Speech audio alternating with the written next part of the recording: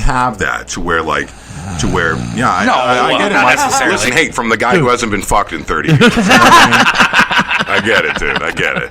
You know what I mean? But no, I'm serious. Like, you know, as long as there has to be a physical connection there too. I mean, don't get me wrong. You know what I mean? If there's no physical connection, then nothing else really after that sexual matters. Chemistry is key, right? Sure, Totally. But at the same time, there has to be more than that, because I am more than just a physical person. You know what I mean? I'm above that shit, you know, not to fucking brag, but I am. Like, I'm just not somebody that's just all about the physical, you know what I mean? I am about the physical, don't get me wrong, but there has to be more than that. And if there's more than that, more than just the physical, then I could see, then there's something that starts crossing over into, like, the love category. But for me, you start talking in those big words, like Craig will use a big word, like, each and every show, and it'll just blow me away on the conversation, be like, dude, I don't even know what the fuck that means. Yeah, but that's your opportunity to look at the fuck up and expand your mind, brother. Okay. See, my brain doesn't work like that. I'd be like, you know, and he's a truck driver. If a woman was to talk to me like that, I'd be like, is there a buffet around? Because you lost Mike me at that last word and the 20 before that. And that is exactly a girl that looked at me the same way. A girl that responded the exact same way to me is exactly the kind of girl I wouldn't want to be with. You know what I mean? A girl. If I just spoke the way that I speak naturally, and a chick was uninterested in the fact that I might have a better vocabulary than her, if she was uninterested and like if that turned her off, then fuck off. Like, I have no fucking interest in you. You know what I mean? You continue to be that and stick with guys who are that. Or, this is what I'm saying, is that, like, I need to be mentally stimulated. But how far in the conversation? Say you're on a first date in the first 30 seconds. No. If I'm sitting there and I'm talking to somebody who is clearly pretentious, you know what I mean? Somebody who is pretentious. Did you want to look that up, Mike? Hold on. If I'm sitting there on a first date. Pretentious. If I'm sitting there on a first date, she put masturbation. Yeah, really. Well, yeah, because she's just accustomed to your usual searches. If I'm sitting there on a first date and I'm with a girl, and every other word out of her mouth is, you know, some multi-syllabic word, then, you know, and she's clearly just trying to show that. I could. I don't know. Admittedly, I might probably be interested in that. But at the same time, like, if they were words that were way the fuck out of my league, like she's sitting there talking about like. You know, hyper math or fucking, you know, string theory or some shit like that. Yeah, I would probably get bored listening to it. But I like to... Or sports. Right, or sports, God forbid. God forbid. Then I would definitely be like, is there a buffet around here? Let me call Mike. But I like to, you know, when I talk about things, when I'm just in natural, general conversation, I don't think to myself, I'm about to use a big word that I think is going to throw people. It's just the way I talk. You know what I mean? It's because I'm thinking about the stuff that I want to say before I say it, a few words ahead, but, you know, and I'm not trying to fucking act pretentious. I'm not trying to come off as being some fucking super smart asshole, because I'm really not. I mean, look at the fucking choices I make. Everybody that knows me knows I'm a fucking idiot. You know what I mean? So he's book smart. Yeah, at the end of the day, everybody that knows me, truly knows me, knows that I'm a fucking idiot. Well, you do stupid things, but you're an awesome right, I do. He's book smart, not street smart. Well, it's the whole mind, body, spirit kind of thing. Just smart in general. A hard-working woman, red hair, freckles, curves, and at least she knows what the fuck she's doing. I'll tell you, that's an all-around woman for me. That's it. Oh. And that's just, and I think that just covers the whole thing. In a sexual. I know I'm going on a date tonight. Yeah, well, I'm just saying. You know, everybody's got their preferences and stuff like that. But, you know, I think, would it be a true statement, gentlemen? Especially with these millennials, I don't know, because I don't think they grasp the concept of what you were talking about. You know, because it's all about, you know, getting that pussy, you know what I mean? Well, that's the ultimate goal, but the way I go about if I was to date or something, myself would be just make them laugh. Just make them laugh, because a woman loves to friggin' laugh. Amen. Yep. And that's you know, that's what I keep doing. For me too, there's a lot to be said for a woman who's you know, the things that we talked about. You know, these are all we're talking about curves, red hair, all that stuff. These are like surface. It's surface shit. You know what I mean? And so what I'm talking about is like somebody that I can connect with on like a higher level, but also like a woman who's willing to take care of you. You know, somebody who's willing to like cook for you, and you know what I mean,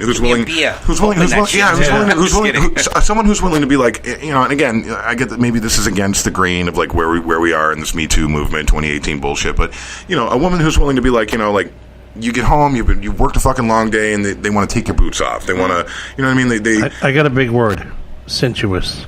Sensuous up. Well Can done. you grab me a beer? Yeah, you're right. Exactly. Is that imagine a good that. Yeah, imagine that. I mean, sensuous. So Mike, I mean, again, even though you haven't been late in 30 years, obviously you've been married for a long time. So your wife must be. I'll tell you what, that fucking taco salad kid. Look at that. Holy Jesus! You know why I've been married 30 years. Yeah. So just a little backstory here. You know, Mike and I rode up here together. I owed Mike plenty of rides, so we drove my car up here today. This car's got fucking everything. It is pretty pimp. But so anyway, so I picked Mike up at his place. I walked in, I texted him, I said, yo, I'm here. And he said, we're eating taco salad, come in. I mean, I never ran so fast in my life. And this is literally the third time. And he came in the back door, which he usually does anyway. Right, but he came in the back door. I'm a back door man. What can I say? Anybody else hearing this? I'm hearing taco salad. I'm hearing back door. Anybody else taking this the other way? By the way, too. I'm just kidding. Those double entendres. So, well done, Mike. See? Wow, rubbing off on you, dude. Or rubbing off with you or something. I don't know. Val's smiling, rubbing going, oh, my God. Rubbing but yeah, so we had some taco salad. I don't know where the fuck the story was going, but it was awesome. And we didn't have sour cream. I'll tell you what. Now, I got to ask you a question. We didn't have sour cream. That's true. You brought that up, and your wife didn't like it. If you had taco salad, would you eat with sour cream? Fuck yeah. See? Fucking I put that up there because my wife is like, we don't need sour cream. Yes, bitch, we need sour cream. There's certain things that need sour cream. You definitely should have had sour cream. But the point is, you already brought it up once. Your wife didn't want to fucking hear it again, man. Unless you wanted to go to the store and get sour cream. You should have went to the store. You should have told me when I fucking pulled up, bro. I messaged you. I said, I'm here. You should have been like, okay, now go away and get some sour cream. On the ride home, let's go get some sour cream. All right, let's do that. And that's a great idea. We will do that. Okay, on the way home, if there's any left, we're going to text your wife if there's any taco salad left. We'll grab some sour cream and we will murder what's left. We will murder that sour cream. We will smear it all over ourselves. And yeah, exactly. We got a sour cream date. Just like that. See, it's common sense, New Hampshire. You never know what's going to happen. I love sour cream. We're going to take our final break. And as you guys know, Common Sense New Hampshire is brought to you by PDS. Precision Delivery Solutions. We're going to have the McCain tribute, and then we're going to have Trigger the Triggers, a little spot for Ladies' Room, and turning something negative into a positive. Right. All coming up right after this. Whoop, whoop.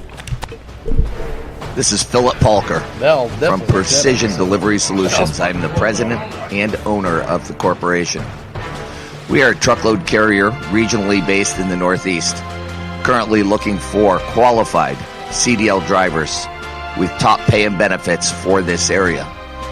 We urge you to give us a call at 1-800-639-3095, extension 1020. That is 1-800-639-3095, extension 1020. We look forward to hearing from you folks. We are the future of transportation.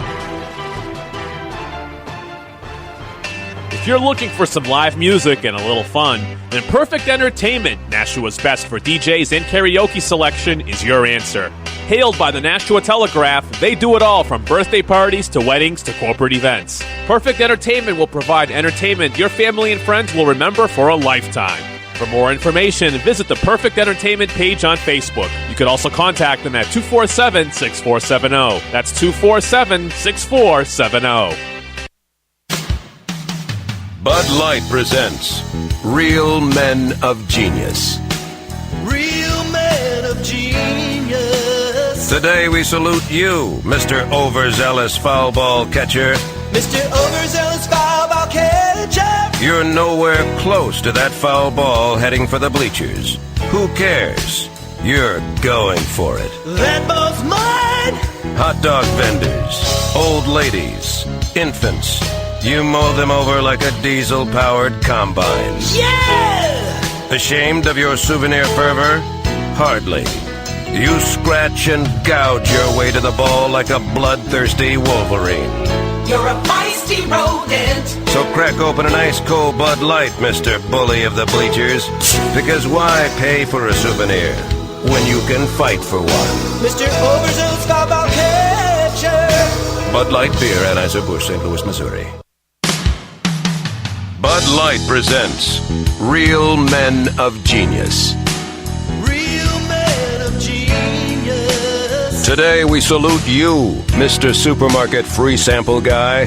Mr. Supermarket Free Sample Guy. Though man dreads few things more than a trip to the supermarket, you offer us hope and sometimes a free mini weenie. I love that freebie weenie. What exactly do you have? Aerosol cheese products? Deep fried morsels? Who cares? If it's on a toothpick and it's free, it could be plutonium and we'd eat it. It's all good, baby. For a guy wearing oven mitts and an apron, you're all right. So crack open an ice cold Bud Light Titan of the toothpick, because you put the free in freedom. Let it free. Bud Light Beer, Anheuser-Busch, St. Louis, Missouri. Did you know that more than 3 million people in the U.S. are living with chronic hepatitis C? But as many as 75% don't know they're infected? Hepatitis C can affect anyone, but those born from 1945 through 1965 have the highest rates of this disease. And many don't know how or when they got infected. So what is hepatitis C?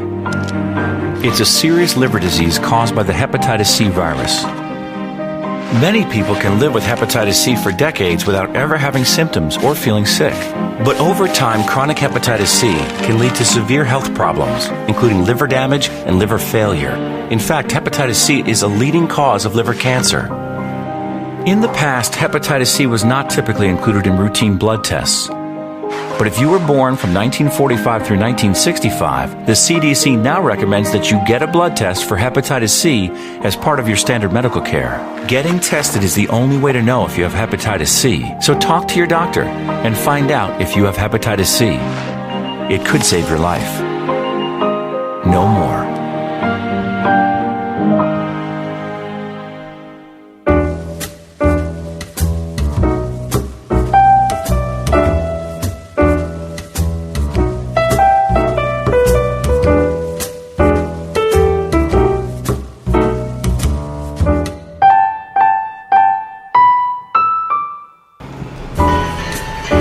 Welcome back. This music makes me want to drink. Well, it's I feel like I should be like in a piano bar or something. it's talk radio music. What do you guys want from me? Like, you know?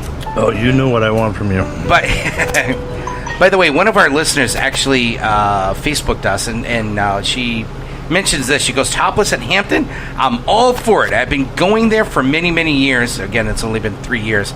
There are men there that are walking around topless and that have bigger boobs than I do. And I got some pretty big boobs, she says. So what's the difference? On the flip side, if guys have big boobs, why aren't they wearing a bra? So there you go. Maybe some of us are. Maybe. Who knows? What was the other thing I was going to say? So let's do that tribute. Like I said, I know some of our listeners have been dying to hear this. So again, hold on one second. There we go. So John McCain, senator, former senator from Arizona. Love this guy. This guy was a no bullshit guy. He was a Naval War hero. He was a prisoner of war. He lived to the age of 81. If you guys were paying attention to the news recently, he decided that he would not continue any more cancer treatments, and I think he pretty basically knew that his life was probably coming to an end. I think there was some sort of agreement. So, this guy should have been president. I don't know. This guy was awesome. McCain was 81. He was a naval bomber pilot. He's a prisoner of war. He's a conservative maverick, and he was one of the senators of grandeur. I don't know how else to describe this.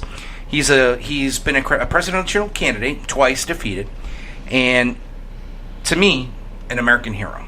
This Arizona warrior politician who survived plane crashes after plane crashes too, by the way, several bouts of skin cancer, brushes with political oblivion, often seemed to be waging a race against time of his own mortality while striving to ensure that his 5.5 years as a Vietnam prisoner of war did not stand in the defining experiences of his life. This guy just screams true American. He spent his last few months out of the public eye in his adopted home of in the state of Arizona, reflecting on the meaning of his life, accepting visits from a stream of friends and political friends as well. In a memoir published in May, McCain wrote that he hated to leave the world